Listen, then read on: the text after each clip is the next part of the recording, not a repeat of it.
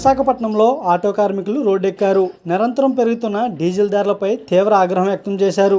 పెంచిన డీజిల్ ధరలను వెంటనే తగ్గించాలంటూ ప్రభుత్వానికి వ్యతిరేకంగా పెద్ద ఎత్తున నినాదాలు చేశారు. ఈ సందర్భంగా ఆటో యూనియన్ నాయకులు కె సత్యనారాయణ మాట్లాడుతూ, ఇప్పటికే మహిళలకు ఉచిత బస్సు ప్రయాణం వలన ఆటోలు గిరాకీ లేక తీవ్ర ఇబ్బందులు పడుతున్నామని అన్నారు.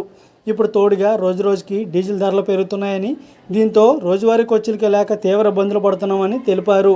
ఇప్పటికైనా రాష్ట్ర ప్రభుత్వం స్పందించి డీజిల్ ధరలను తగ్గించాలని ఈ సందర్భంగా తెలిపారు. ఈరోజు పెట్రోల్ డీజిల్ విపరీతంగా పెంచి ప్రజల మీద భారాలు వేస్తా ఉన్నారు. పెట్రోల్ డీజిల్ పెరగడం వల్ల నిత్యావసర వస్తువులు కూడా విపరీతంగా పెరిగే అవకాశాలు ఉన్నాయి. ఈ రోజుకి టమాటా రేటు కేజీ 50 రూపాయలు, మొన్న దాకా 15 రూపాయలు, ఈ రోజు 50 రూపాయలు అయింది. ఈ రోజు ఆటో కార్మికులకి ఇతర రాష్ట్రాల్లో తమిళనాడు గానీ కేరళ గానీ సంక్షేమ బోర్డులు ఏర్పాటు చేశారు.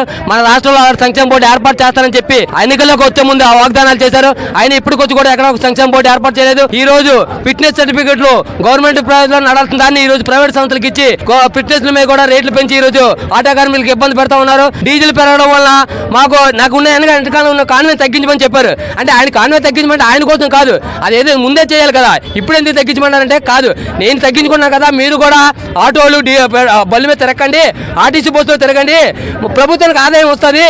ప్రభుత్వం ఆదాయం వస్తే ఆ ఆదాయంతో పెట్రోల్ డీజిల్ కొట్టుకుని ప్రభుత్వ సంస్థలు తిరిగితే మీరు ఆకలి కట్టుతుందని కడుపులతో ఇంట్లో పడుకోండి, ఆటోలు వేయకండి అని చెప్పి చంద్రబాబు నాయుడు మొన్న సూచన ఇచ్చారు. ఈ రాష్ట్ర ప్రభుత్వం అధికారంలోకి రాకముందు అనేక హామీలు ఇచ్చింది. వెల్ఫేర్ బోర్డు ఏర్పాటు చేస్తామని, మీ కష్టాలు ఉన్నాయి ఏవైతే ఉన్నాయో మీ ప్రజా నాయకులతో చర్చిస్తామని, మీ ఆటో నాయకులతో చర్చిస్తాం. లోకేష్ గారు ప్రగల్భాలు, అలాగే చంద్రబాబు ప్రగల్భాలు పలికారు. అది తగ్గించకపోగా మహిళలకు ఉచిత బస్సు సౌకర్యం కల్పించారు. చాలా సంతోషమే. కానీ దాని మూలంగా ఆటో కార్మికులు అనేది తీవ్ర నష్టం జరుగుతుంది. వాళ్ళందరికీ కూడా మాకు ఏమి చేస్తారో ఉపకారం చేయాలని చెప్తే వాహన మిత్ర ఏదైతే ఉందో ఒక విడుదల చేసి అందరి నోర్లు కూడా మూయించే పరిస్థితి ఉంది. ఈ రోజు 2 వీలర్ దగ్గర నుంచి ప్రతి మోటార్ వాహనం నడిపిన ప్రతి ఒక్కరికి కూడా నష్టం.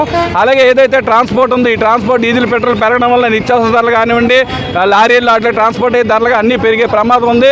కాబట్టి ప్రజలందరికీ తీవ్ర నష్టం కలుగుతుంది. ఆటో మార్కెట్ల కార్మికులకే కాకుండా కావున తక్షణమే పెట్రోల్ డీజిల్ తగ్గించాలని, తక్షణమే తగ్గించకపోయిన పక్షంలో పెద్ద ఎత్తున ఆందోళన చేస్తామని చెప్పి ఈ సందర్భంగా తెలియజేస్తాం.